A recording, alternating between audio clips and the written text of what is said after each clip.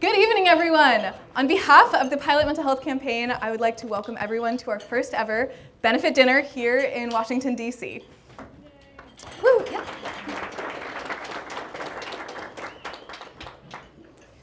A few years ago, I got a cold call out of the blue from a pilot I had flown with once. Let's call him Connor. He had seen a TED Talk of mine about depression and mental health, and honestly, he just needed somebody to talk to. He was deeply suicidal, but flew for a living, and more importantly, he had no personal identity outside of aviation. Getting help and risking his medical certificate and career just wasn't an option. Over the next few months, Connor would call me blackout drunk and threatening suicide at absurd hours of the morning, just grasping at even the idea of getting help. 8 hours later, well, we'll pretend it was 8 hours, he'd be back at work in the cockpit, flying. I watched him spiral into alcoholism and deep depression over the course of the next year. And a divorce and multiple DUIs later, Connor is still flying and has not received any help. Had Connor been able to access therapy or mental health treatment early on, it most likely would have never gotten so bad. In an ideal world, he wouldn't have resorted to alcohol, making both our roads and our airspace less safe. And that's why the work that the Pilot Mental Health Campaign is doing is so important. The oldest piece of advice whispered down from each generation of pilots and controllers is to never tell the FAA the truth. Don't ever get help, but if you must, don't tell anyone. 27% of pilots have anonymously reported misrepresenting their medical information to the FAA. 56% have reported avoiding seeking necessary health care. A year ago today, the Aviation Rulemaking Committee released their mental health and medical clearances recommendation report. It immediately became the biggest topic on every corner of the aviation internet because for the first time, the FAA acknowledged the culture of fear of reporting and stigma around mental health among pilots and how it was making our airspace less safe. I wanted to read you an excerpt that I feel captivates the spirit of why we're all here really well. There exists a prevailing culture within the aviation industry that contributes to the problem of not reporting medical disorders, particularly those linked to mental health.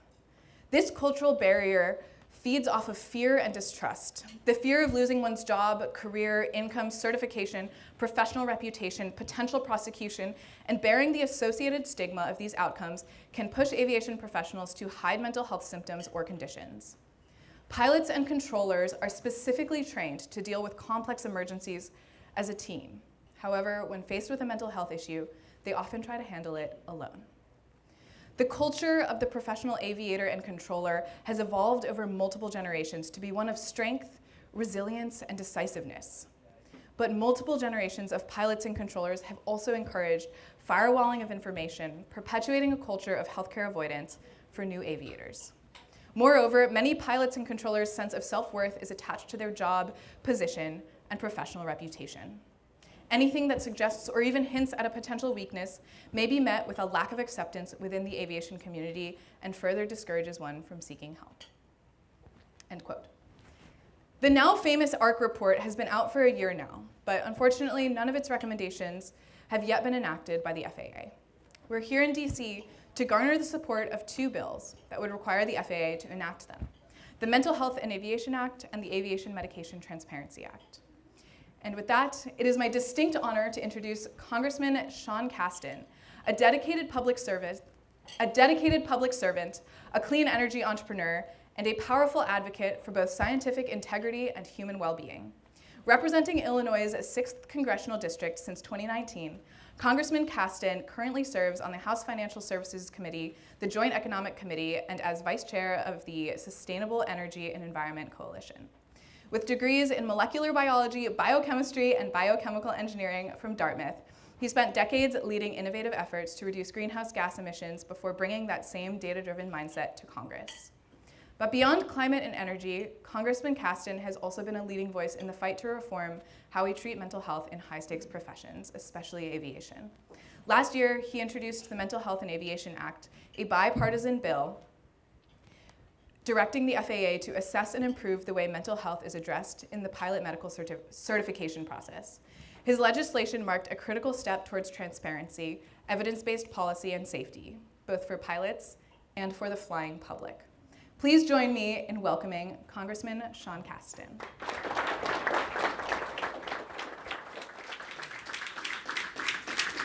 Thank you.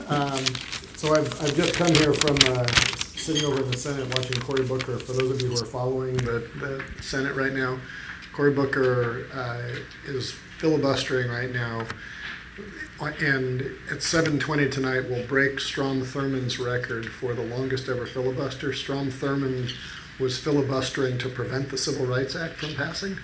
And there's something very historical that we've got an African American who's about to break that record for advocating for better things.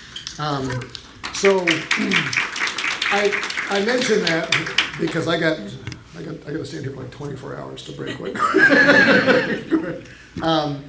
So first off, if you've got anything from my bio, it's that I have no experience in the subject that I'm about to talk about. I didn't come into Congress because of this, and normally they say don't talk about process, talk about substance. But this is a case where I think the process matters, because so much of the way that government is supposed to work depends on us electing people who don't understand 99% of the things we are asked to legislate on, but trust that those people will be intellectually curious enough and be in contact enough with people to understand where the issues are and take it from there. And it happens more often than you think. There's more character than we give Congress credit for. I often joke that Congress is designed to be representative, and it is representative. We have carpenters and doctors and lawyers and sex offenders because all of those things exist in society. So we have them in Congress as well. But society's mostly good, and so is Congress.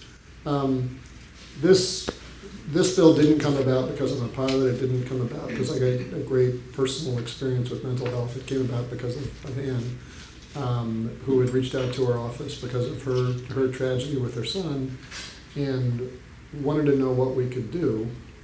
And I'll leave you to tell your story on this thing. For those who don't know Anne, your story is painful and beautiful. And how do you make it beautiful? Because how do you take pain and turn it into something that's better?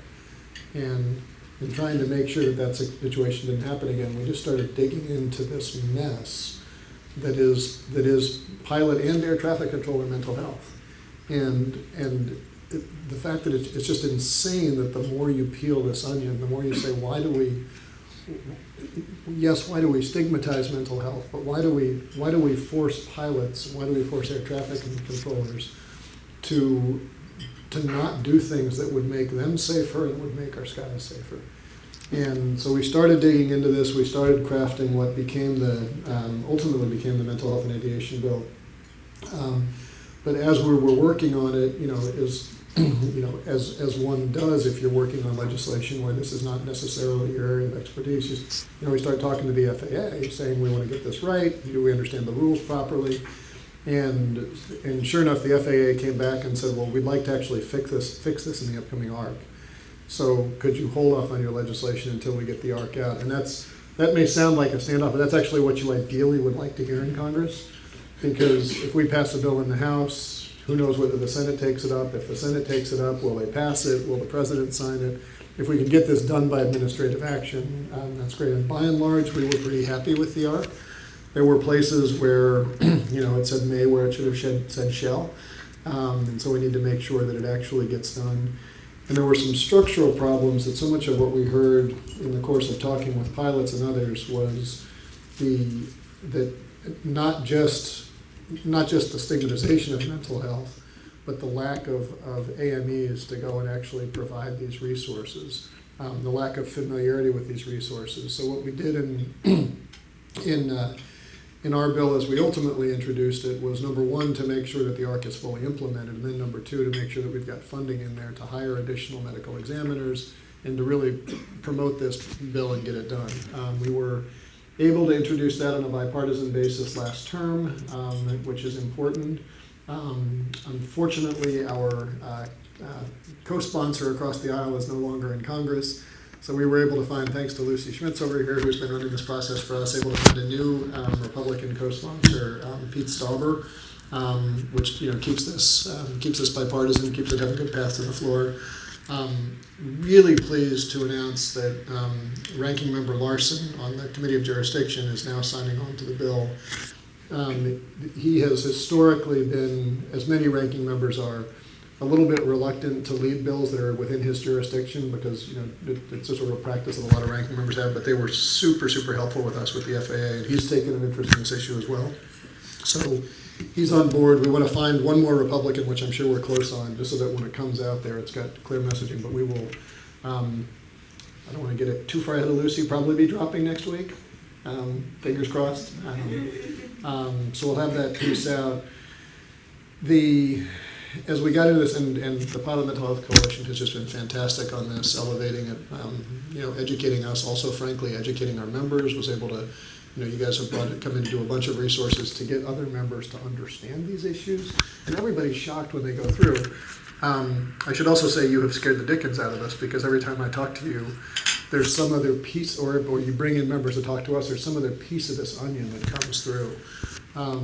We're working, our next one is this medication transparency bill that I know many of you are aware of, but these stories that you hear where your doctor recommends a medication for you, but you don't know that the FAA doesn't actually approve that medication, which in and of itself is a pain in the butt.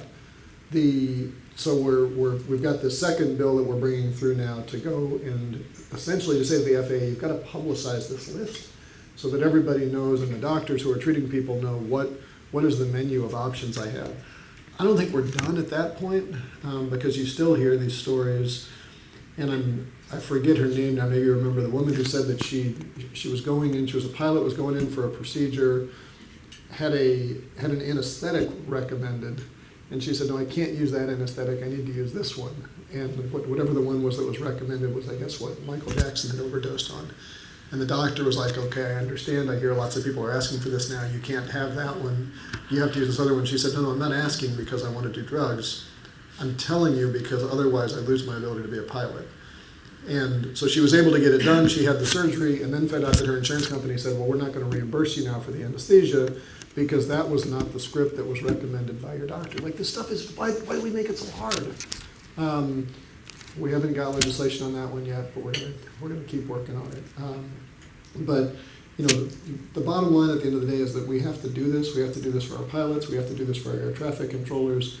I ended up touring the Air Traffic Control Center in Aurora earlier this year to talk about these issues because they're very top of mind with them as well. And we ended up being there the day after the crash over here in the Potomac. And we called up and said, you guys have got enough going on right now. Do you really want to talk about this? And they said, no, honestly, this would be a great day to talk about not being stressed as an air traffic controller. And we got there and we walked through this. We talked through the bill, got to questions, and the first question was, are we all going to get fired tomorrow? Because I hear there's a bunch of these RIF orders coming through. And the second question was from a woman who said, I hear that the president is bringing this class on DEI hires. As a woman, am I going to be blamed for this crash? And I sort of sat there and I said, I think this is all part and parcel of our bill. I don't want air traffic controllers to be stressed out. I don't want pilots to be stressed out. And recognizing that we all do get stressed out, I want to make sure that people can get de-stressed out and back to work as soon as possible. So we're going to keep working on that. And my only request for you is just, continue to share your stories, continue to educate us. I'm sure there's a lot more layers to this onion that we haven't gotten to yet, but please do use this as a resource so we can keep going until we've got this done where we don't need the pilot mental health campaign anymore. But thank you for all you're doing. Thank you for having me.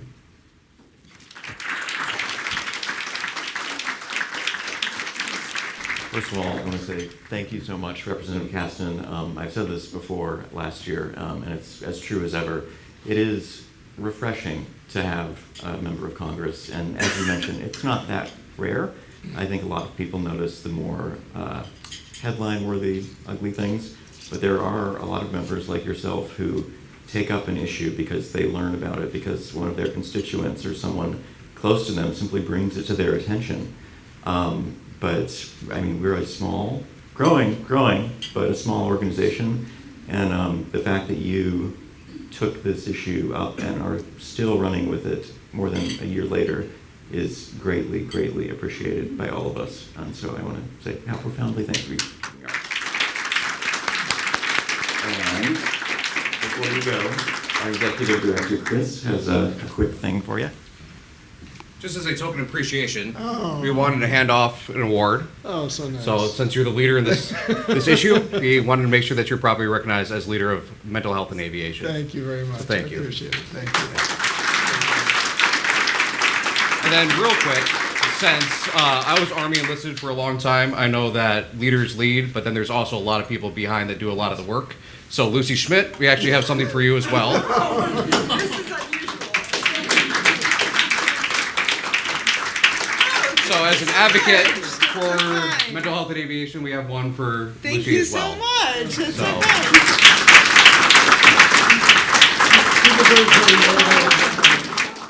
Good evening. My name is Brian Baumhoff. I am the founder of the Pilot Mental Health Campaign and board chair.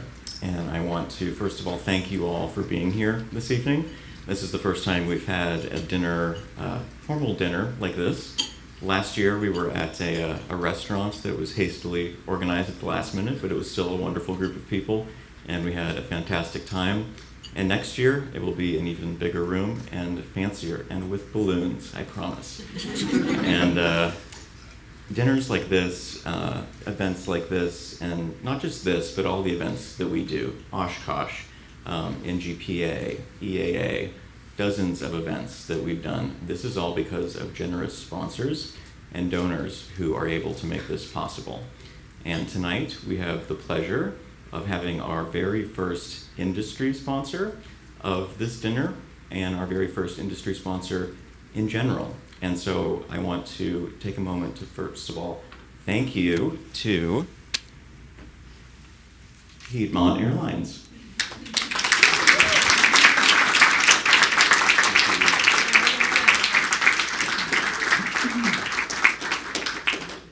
And this is the Industry Leader Award. And so in the future, we're going to be rolling out more awards like this. So next year and in between, but you are the very first Industry Leader Award recipient of PMHC. And we really do appreciate your leadership on this issue.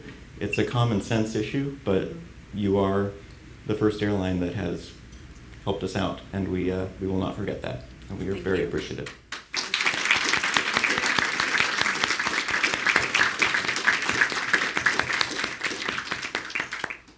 Another prime sponsor of tonight's dinner has been familiar with the aeromedical certification system for a very long time. They've been advocating for aviators for years for this issue. And so on behalf of Ramos Law, we have Joe LaRusso and Zeke Dennison, who are both board members of PMHC. And we would like to thank them for their prime sponsorship of tonight's dinner as well.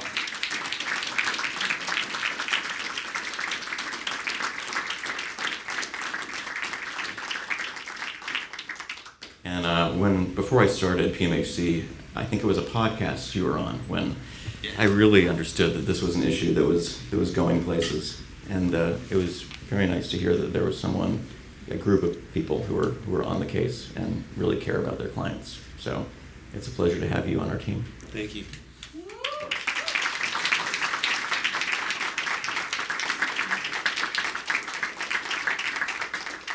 I also want to thank those of you who probably know her or have maybe seen her video that has been seen by hundreds of thousands of people.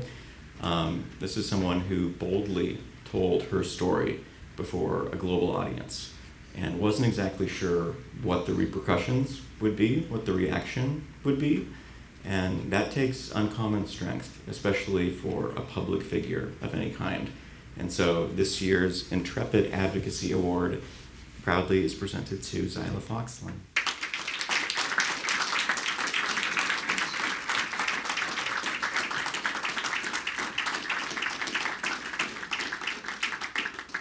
And I really do mean the intrepid advocacy part. When people like you tell their stories, people listen. And tomorrow, when we're on the Hill, you'll find out that a lot of members and their staff members care and will listen when we explain this issue to them in human terms, not necessarily legal and procedural terms. But you did that before your global audience and all of your supporters, and it has had a significant impact on PMHC's success. We've seen significant growth in our email and donor list, and that's all because you were bold and brave and put yourself out there. So thank you.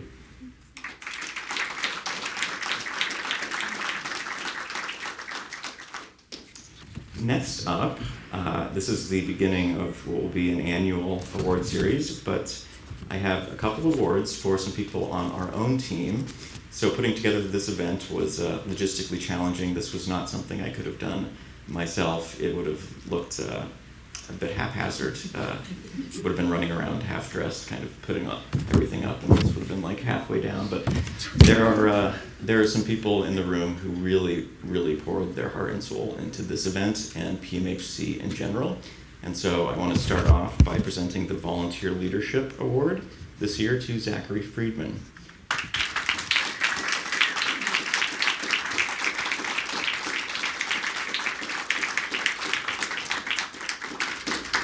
And your frame broke on the plane, but I'm going to get you a new one. I think many of you have had conversations with Zach. He is our main lead volunteer coordinator, the lead coordinator for hundreds of new volunteers. And he has put himself in that role and has done an amazing job of getting everyone onboarded and incorporated into the PMHC community. And you also do it while studying at college. And I don't know how you do it, but we're incredibly grateful.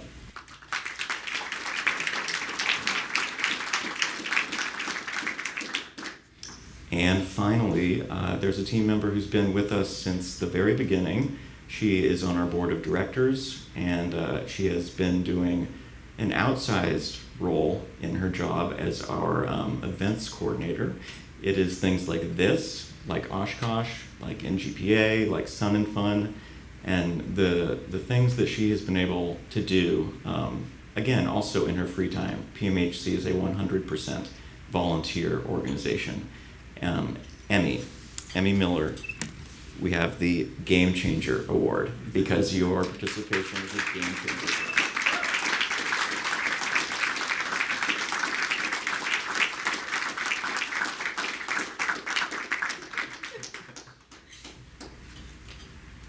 Thank you. Great. Well, that concludes PMHC's inaugural award ceremony. So tomorrow morning, when we're on the Hill, I'll be giving a little talk, so you'll be hearing it from me again. But I just want to say thank you to everyone who's attending this evening. It makes a big difference.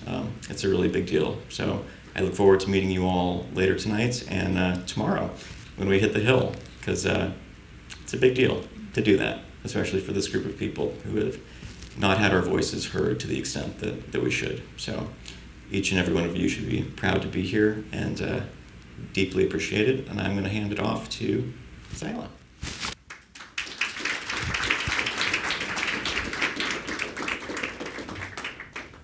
I'm back. I also want to say a lot of people here have come up to me and said how much they loved the video, and I did want to recognize Long Haul Films, who's the ones here filming today, as the ones who actually shot and edited the video, which is, telling an emotional story like that is a skill that I do not have, so a big thank you to them. Anyway.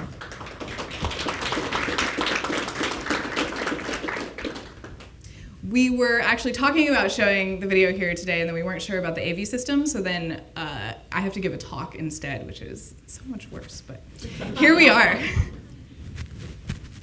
I think that every pilot remembers the exact moment that they knew that they would learn to fly.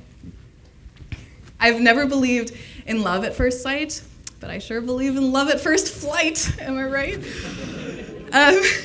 Mine was on May 23rd, 2009, sitting in the right seat of a DA-20 at 12 years old on a Young Eagles flight with my local EAA chapter. The pilot pointed at the attitude indicator and said, "Your controls, see if you can keep the little airplane there on the horizon," and he let me fly, or fly. I've let a lot of people fly, or, you know. But from that moment forward, aviation became my North Star, like it is for many of us. Every choice I made was dictated by my desire to fly. Every dollar I made was going into a flight school fund, and every medical decision, or more importantly, lack of decision, I made was in an effort to keep my record squeaky clean. I had the privilege of earning my initial hours as a teenager, sweating it out in the New England summer heat as a ramp rat for an FBO in northern Massachusetts. I got handed a lot of bits of free advice from the old guys as I was fueling. Things like, don't forget, kid, altitude is safety, or remember your carb heat this time of year, it'll get you in these old birds. And the classic, hey, alcohol ain't a problem until the FAA finds out about it, or do what you gotta do, just don't tell the FAA squat about anything. I don't know exactly when I fully grasped the culture of fear and silence that has been fostered in the aviation community, but I don't ever remember not understanding it or not being aware of its presence. Ever since I was a teenage ramp rat, not yet old enough to solo, get my private pilot's license, or vote, I have known that therapy was never an option, that seeking help was never an option. After 2 years of line crew, I decided to pursue a career in engineering rather than aviation, but my love of aviation never died. I went off to college for engineering and tabled my flight training for the time being. By junior year, I was struggling. I had founded a tech startup as a sophomore, and balancing raising VC funds with YE standard engineering coursework, as well as developing a product for manufacturing, was taking a toll on my sleep quality and my stress levels. And about a year in, I decided to switch from the pill to an IUD, and I almost immediately hit rock bottom.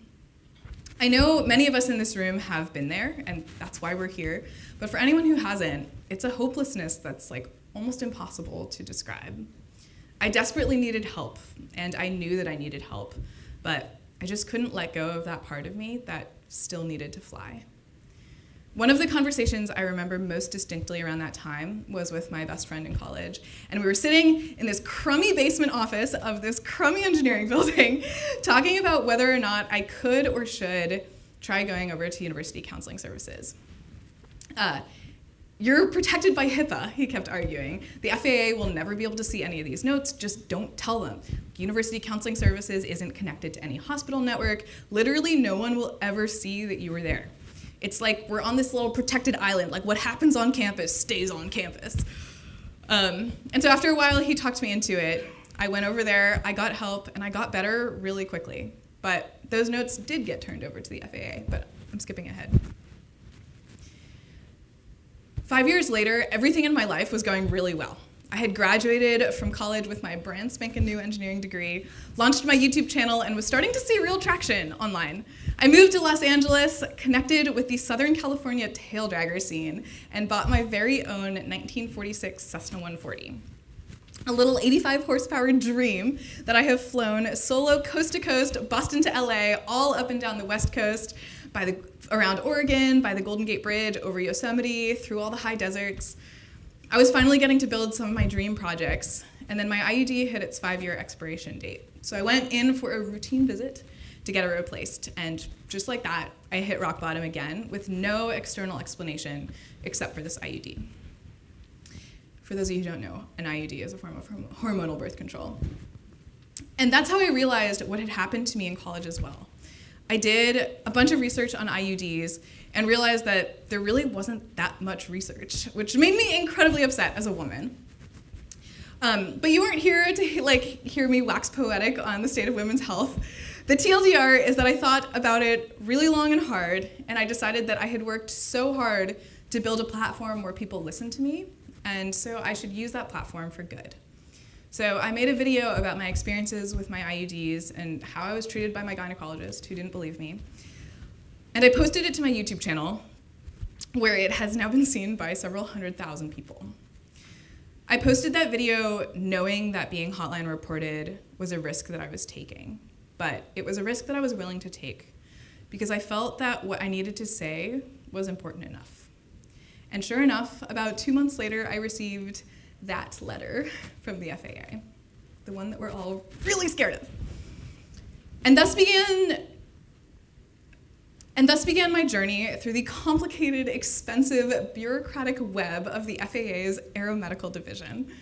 My first letter required me to send all of my mental health treatment records from my whole life, including those ones from college, my primary care records, all my gynecological records, and a psychiatric evaluation by a HIM psychiatrist, and that psychiatrist needed access to my FAA records and my YouTube channel. And I had 60 days to submit all of this, which is unfortunate because the lead time for a HIM psychiatric appointment is 8 to 10 weeks. Plus, all of my records needed to be released to the psychiatrist first. So that's 2 to 4 weeks per hospital, plus at least another 4 weeks for the FAA to back release them.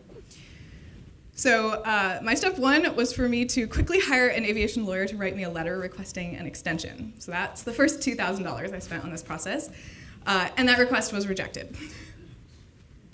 Next was to get all of those records to the psychiatrist and make that appointment. That was the next $4,000. Then about 6 months later, the FAA wrote back that that was inconclusive and I would need to go see a HIM psychologist, a neuropsychologist. Another $4,500, and 6 to 8 months later, my medical was finally denied. And I hired a way better aviation lawyer, actually Ramos Law, who just got this award today. And we spent the next few months crafting an appeal, which has now been submitted to the Federal Air Surgeon for review. All in, I am over $15,000 and 2 years into this process, an amount of money and time that would be absolutely catastrophic and likely career-ending if I flew for a living. And I relied on flying for my income. But through all of this, I have not doubted that speaking up was the right thing to do. Just like I have not doubted that putting out yet another YouTube video, this time in collaboration with PMHC and Long Haul Films, about my experience with the FAA was the right thing to do. Because the more of us who pipe up and share our stories and use our voices, the more we can move the needle towards change. I saw a comment on Facebook, a terrible place to be hanging out, around when we posted our YouTube video saying that, well, they loved the videos and have always loved my engineering videos on my channel. It's a bummer that my channel is relatively small, and so he questioned what kind of impact I could really have. But here's the thing. No one person enacts this kind of change on their own. It takes all of us working together and using our voices to make a difference.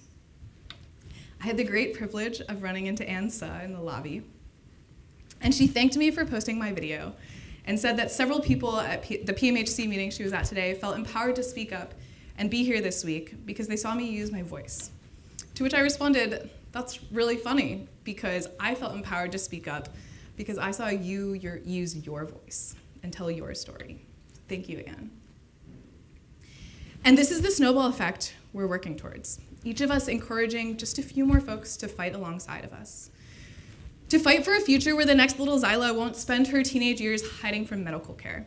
To fight for a future where Connor, the pilot I talked about earlier, never had to spiral into alcoholism and could have gotten help before it was too late.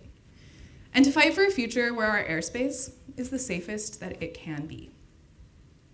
So thank you all for being here. Thank you for having the courage to use your voice for good. Speaking up about mental health is one of the scariest things that a pilot can do, and yet, all of you are here.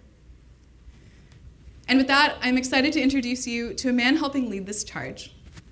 At Oshkosh this past summer, I had the great privilege and also luck to stumble upon the Pilot Mental Health Campaign booth, where Chris recognized me as the Cedar Strip canoe builder girl. We got to chatting, and I shared my story with him, and the rest is history. Chris Finlayson is a first officer on the A320 at United Airlines. Prior to that, he was the Minneapolis chief pilot for Endeavor Air, and prior to being chief pilot at Endeavor, he was an ALPA volunteer serving as the security committee chairman and on the CIRP and grievance committees. He's been with PMHC since May of 2024 and has been executive director since this fall.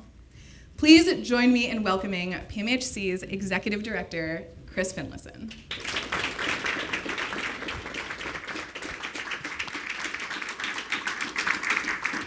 Well, welcome everybody. I think it's pretty clear we have a problem. And I think it's pretty clear that that problem greatly affects the safety of our airspace system. We have people, again, from teenage years, questioning what health care they can and cannot get to maintain their ability to actually fly an aircraft. We have people questioning in college that they know they need to go to therapy. They know that mental health is something that's dynamic. They know mental health is something that is easily treatable. But they're still questioning, what can I and can I not say in therapy? What can I say? What can I go and talk about so I can try to get help, but then also maintain my ability to actually continue my passion and my dream to stay in the air? And that is just tragic. We have a whole new generation coming up that knows that mental health is something that is treatable, and it is something that we were able to go and get treatment for easily. But they also know the second they step on that third rail, it is years out of the cockpit. It is tens of thousands of dollars in costs. And there is no clear path from when they raise their hand and say, I need help and I'm going to get help, to knowing when they're going to be able to actually fly an aircraft again. And it is just simply tragic that we have an entire group of people whose whole life is dedicated to safety, whose whole life is dedicated to risk management, is dedicated to safely transporting themselves, safely transporting the flying public from A to B at the most professional level possible. There is no truism in this world more important to pilots and more important to controllers than making sure that everybody that steps foot on my airplane and everybody that they control in that airspace gets to where they're going safely and efficiently.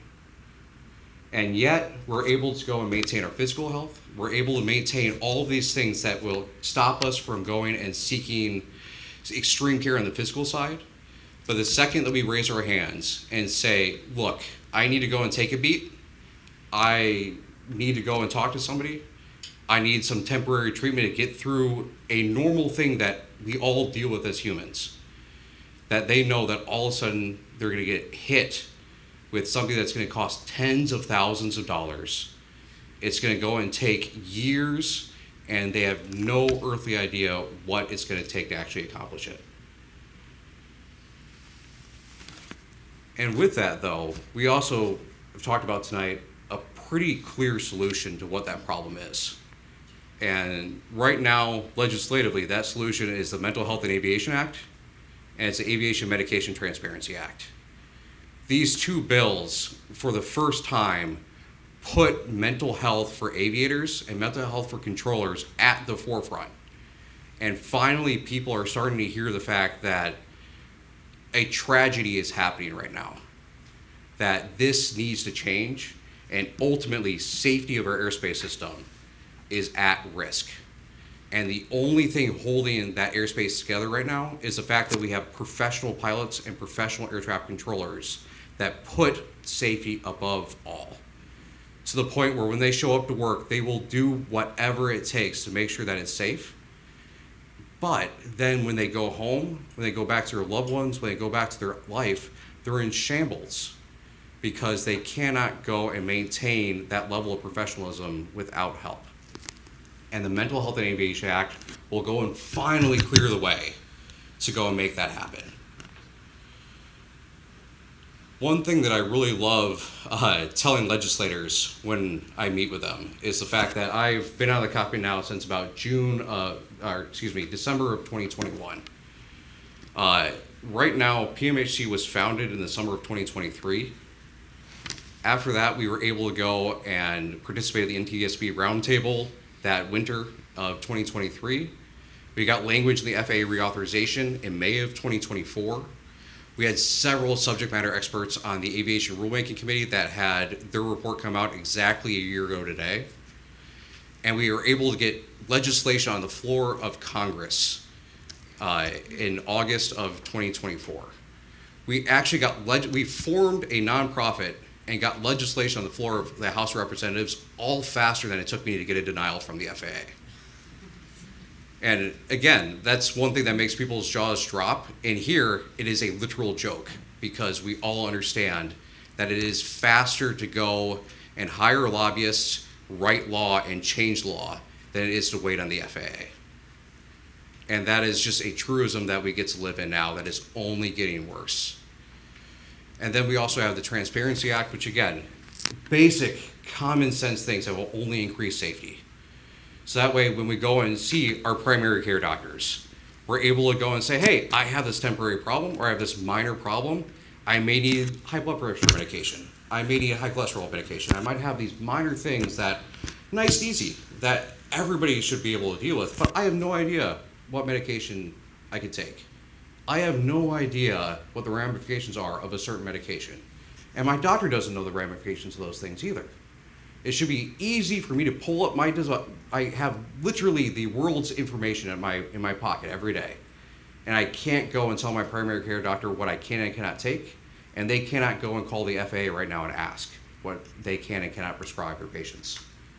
It is a basic common sense safety thing that people should be able to make those kind of healthcare decisions on their own. One thing though that we haven't highlighted tonight is the fact that we now have a team here at PMHC that has taken this charge, has raised their hand and said enough is enough. That this tragedy cannot continue.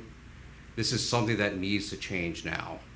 And we have basically our entire executive team and our board of directors here today. We had a meeting this morning, and it is heartwarming to see the passion of, again, young people like Zach. I hate to say it, young people like Emmy. I hate to say it, young people like pretty much our entire team go and finally raise their hand and say, I've seen my friends die. I've seen my friends suffer. And I do not want to see that happen again. And that entire team has come to Washington, D.C. to lead you tomorrow. That entire team has come to Washington, D.C. after hours upon hours upon hours of preparation for this event. And every single minute of this event is sponsored solely on the back of their good grace. Every single one of our leadership volunteers has paid their own way to come here. Not only are they giving their time, they are giving their energy, they're giving every little bit of resource. Zach is a 20-year-old Ohio State student, and he is here, he paid his way here, he is on the hotel, everything is out of his pocket to be here. We have people that are flight instructors, learning how to fly. We have people that are in every aspect of this industry. We have people that have come from Hawaii on their own dime to get here to be able to advocate for change. And not only advocate, but then lead other people to make that happen. And it's all on their own dime. Everybody that is in this room, from the leadership team and everything, is paid to be in this room. There is no compensatory tickets, there is nothing. Everybody here is on their own dime, on their own travel. When we go to events, they're paying to go to that event. When they go and make YouTube videos, we pay to go to LA on our own dime. Everything is on our own grace, on our own volunteerism, and to make this change happen. And one thing that we've seen from that energy is also the energy to go and continue to give more. And it is awe-inspiring how one person can share their story, and we have tens of thousands of dollars and hundreds of volunteers raise their hand and say enough is enough. That we will do nothing to go and allow this to continue in our airspace system.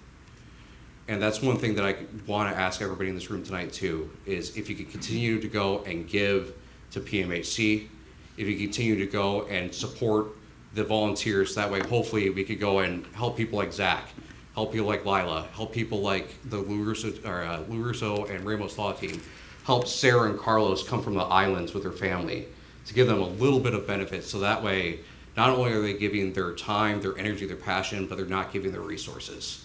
Anything you can do to support PMHC to make this a continuing function would be amazing. Because right now we have bills in Congress, we're reintroducing bills to Congress, and that is all on the backs of volunteers.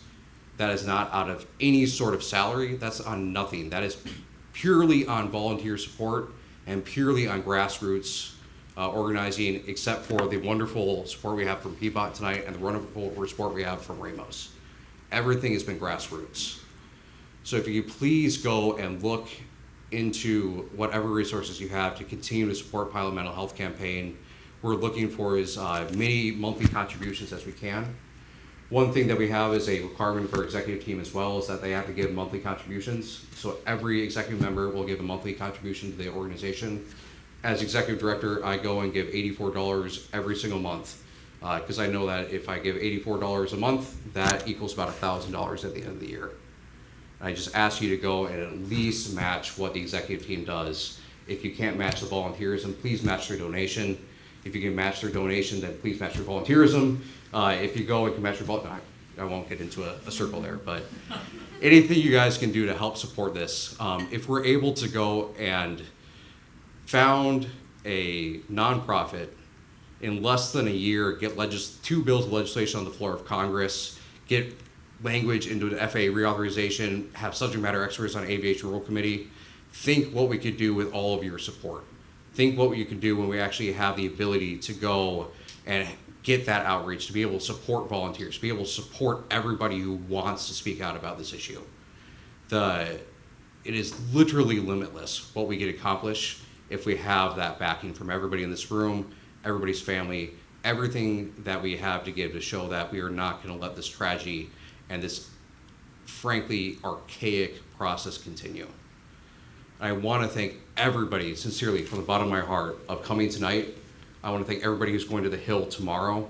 We have 78 meetings on the Hill tomorrow.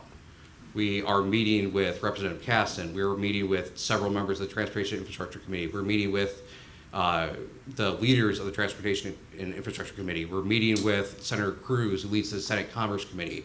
We're meeting with Senator Duckworth. We are meeting with Senator Thune, who's the Senate Majority Leader, for the second time now, to go and again continue to advocate, continue to show that this is a tragedy. That tragedy has a very, very clear solution with our legislation, and that solution needs to be enacted now. And we cannot wait for the safety of the flying public and for the safety of our loved ones. So again, thank you. Thank you so much for coming, and I sincerely look forward to everybody joining me tomorrow on Capitol Hill.